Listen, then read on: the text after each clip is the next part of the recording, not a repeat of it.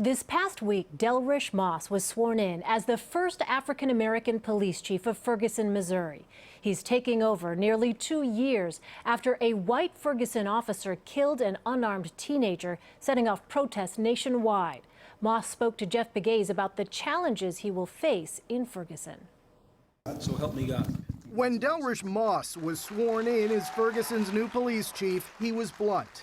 If you do the job in a way that disrespects the badge that you hold, I will see to it that you're either removed from police service or further prosecuted.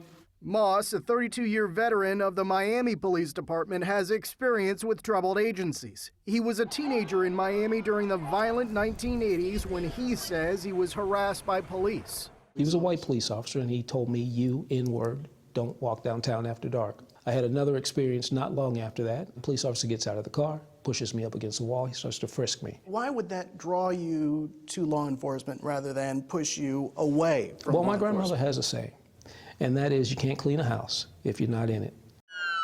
Ferguson erupted in violence in 2014 after Michael Brown, who was unarmed, was shot and killed by a white police officer. A subsequent Justice Department investigation found that the trouble in Ferguson was widespread.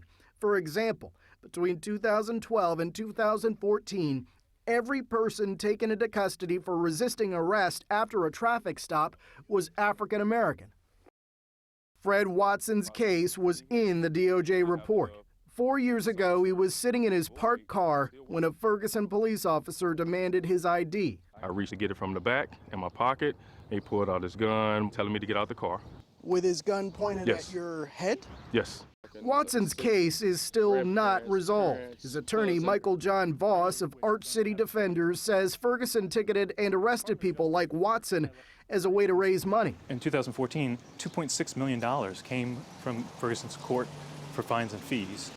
Moss says he understands the challenges of the job and is ready to clean house if necessary. Did you have family and friends discouraging you from taking this position? I think a lot of my family is worried. So they were saying don't do it? So they're saying don't do it, but I felt that I had to do it. For some reason, I feel that I need to be here. If you don't get it right here, what next for this city? Well, at some point, this city is going to have to get it right. Moss knows his appointment is just one step toward real change. Jeff Pegues, CBS News, Ferguson, Missouri.